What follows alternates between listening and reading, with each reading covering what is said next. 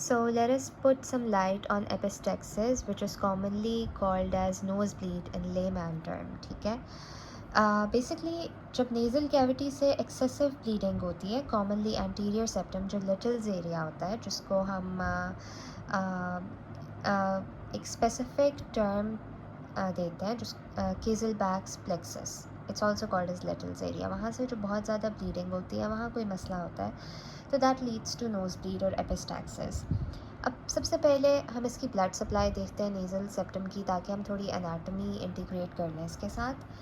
जो nasal septum की blood supply है ना, उसमें हमारे पास ना बेसिकली नोज़ का एक रिच वैस्कुलर एनास्टोमोसिस होता है, जो दोनों कैरोटिड सिस्टम से बन रहा होता है, इंटरनल कैरोटिड आर्टरी और external carotid artery. Internal carotid artery की कौन कौन सी ब्रांचेस होती हैं इन्वॉल्व्ड नेज़ल सेप्टम को सप्लाई करने में? एंटीरियर और पोस्टीरियर एथमोइडल आर्टरी.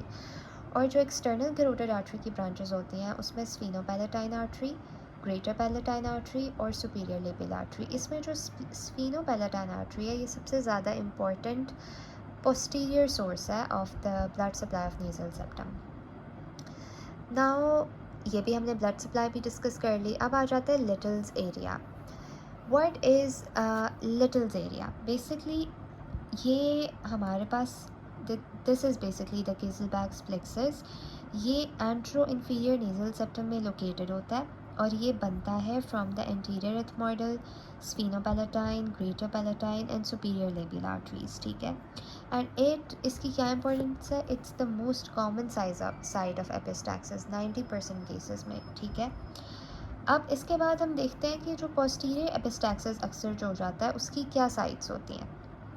उसमें हम देखते हैं वो बेसिकली स्फीनोपैलेटाइन आर्टरी ज़्यादा इन्वॉल्व होती है पोस्टीरियर एपिस्टैक्सिस में, और ये पोस्टीरियर नेज़ल कैविटी में लोकेटेड होता है. ठीक है. और पोस्टीरियर एपिस्टैक्सिस इम्पॉर्टेंट बात है कि ये ज़्यादा स्वेयर होता है, इसको कंट्रोल करना ज़्यादा मुश्किल है. अब हम एक सिंपल से सवाल का अगर जवाब सोचें कि बेसिकली नोज़ ब्लीड होता क्यों है, what's the reason?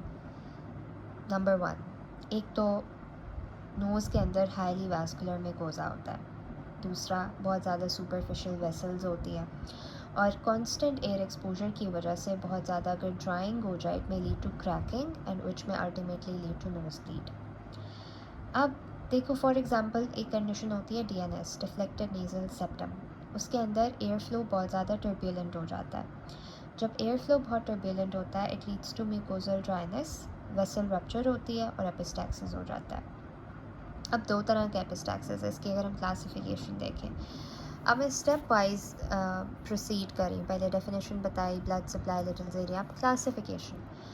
Basically it's not, ये जो मैं बता रही हूँ, ये एक जनरल कॉन्सेप्ट बनाने के लिए. इसकी डिटेल तो आप वेरी वेल आप किसी किताब से पढ़ सकते हैं, बट द जनरल कॉन्सेप्ट के नोज़ ब्लीड एपिस्टैक्सिस है क्या, इसकी इम्पोर्टेंस क्या है, क्लिनिकली क्या इम्पोर्टेंस है, और हम इसको पढ़ते क्यों हैं, इसकी क्या क्लिनिकल रेलेवेंस है. So that's all what I am going to talk about. तो एंटीरियर एपिस्टैक्सिस जो है, इसके फीचर्स क्या होते हैं कि ये कॉमन है, इट्स माइल्ड और इट्स विजिबल. जो पोस्टीरियर एपिस्टैक्सिस है, वो बहुत ज़्यादा स्वेयर होता है, ज़्यादातर एल्डरली में देखा गया. It's very hard to control. Now let's go through the aetiology and causes. अब इसमें हमारे पास लोकल कॉजेज़ आ जाते हैं, सिस्टमिक कॉजेज़ आ जाते हैं, CVS रिलेटेड, ड्रग इंड्यूस्ड, ये सारे कॉजेज़ आ जाते हैं. अगर हम नोज़ ब्लीड की लोकल कॉजेज़ देखें, तो या तो कोई ट्रॉमा हो गया, and nose picking is the most common cause. ठीक है. ट्रॉमा में नोज़ पिकिंग आ जाती है. DNS, डेविएटेड नेज़ल सेप्टम, ये भी एक कॉज है. इन्फेक्शन, जिसमें राइनाइटिस या साइनोसाइटिस की वजह से हो सकता है. ड्राई एयर इनहेल करने की वजह से. बच्चों के अंदर अगर कोई फॉरेन बॉडी चली गई है, या कोई ट्यूमर्स है, वो रेयर लीड किसी ट्यूमर की वजह से हो सकता है. अगर हम सिस्टमिक कॉजेज़ देखें, तो उसमें ना हमारे पास हेमाटोलॉजिक आ जाता है, जिसमें हो सकता है कोई ब्लीडिंग डिसऑर्डर हो, हीमोफीलिया, वॉन विलिब्रेन डिजीज़. कोई कार्डियोवास्कुलर कॉज हो सकती है, जैसे हाइपरटेंशन है, स्पेशली पोस्टीरियर एपिस्टैक्सिस में.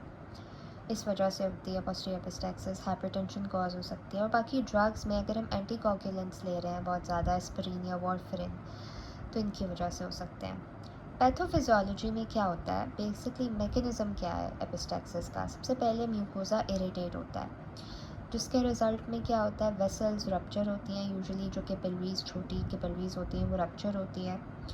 और क्या मैकेनिज़्म है, म्यूकोजल इरिटेशन देख लिया, वेसल रप्चर देख लिया, या हमारे पास देयर में बी इनएडिक्वेट क्लॉटिंग अगर कोई सिस्टमिक कॉज इन्वॉल्व है।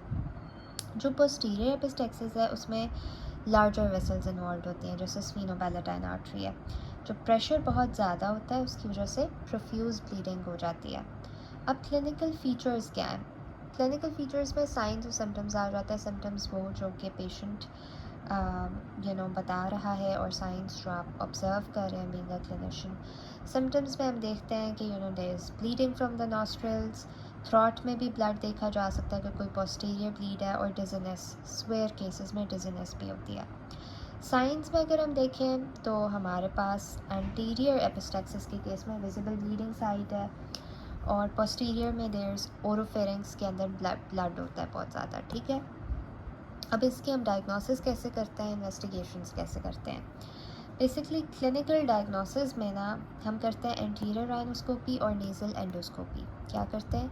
Anterior rhinoscopy and nasal endoscopy. और अगर बहुत रिकरेंट हो रहा है और बहुत स्वेयर हो रहा है, हमें लैब्स भी करवानी पड़े, तो हम सीबीसी करवाते हैं, और वही क्लॉटिंग फैक्टर्स वाले जो टेस्ट्स होते हैं, PTINR, ABTT, ये वाले टेस्ट्स करवाते हैं। अब आ जाती है इसकी मैनेजमेंट। इसमें हमने एक स्टेप वाइज अप्रोच से चलना है। सबसे पहले तो हम पेशेंट को फ़र्स्ट एड देंगे। सबसे पहले हम उसको सीधा बिठा देंगे, आगे को लीन करवाएंगे, जो सॉफ्ट पार्ट ऑफ नोज़ है उसको 10 to 15 मिनट्स के लिए कहेंगे कि इसको पिंच करके रखें, ठीक है, ताकि ब्लीडिंग रुक जाए। नंबर 2 पे हम देते हैं टॉपिकल थेरेपी। इसमें हम वेज़ो कंस्ट्रक्टर्स एडमिनिस्टर करते हैं, जिसमें ऑक्सीमेटाजोलिन मोस्ट कॉमनली दिया जाता है, या हम कोई लोकल एनेस्थेटिक दे सकते हैं। स्टेप 3 में क्या होता है, देयर इज़ केमिकल कॉटराइजेशन, जिसमें हम विजिबल वेसल अगर कोई है तो उसमें हम सिल्वर नाइट्रेट के थ्रू केमिकल कॉटराइजेशन करते हैं। स्टेप 4 में there is nasal packing. Anterior packing भी होती है, पोस्टीरियर पैकिंग भी होती है। एंटीरियर पैकिंग हम किसी स्पंज या गॉज से करते हैं, पोस्टीरियर पैकिंग हम किसी बैलून के थिएटर से करते हैं। एंड स्टेप 5 अगर कोई बहुत ही स्वेयर केस है उसमें हमें सर्जरी भी करनी पड़ सकती है, हमें लाइगेट करनी पड़ सकती है स्फीनोपैलेटाइन आर्टरी या फिर एथमॉइडल आर्टरीज। अब अगर हम इसकी थोड़ी इंटीग्रेट इसको हम करें फार्माकोलॉजी के साथ, तो हमने जो वेज़ो कंस्ट्रक्टर्स दिए थे उसमें हमने ऑक्सीमेटाजोलिन की एग्जांपल देखी थी।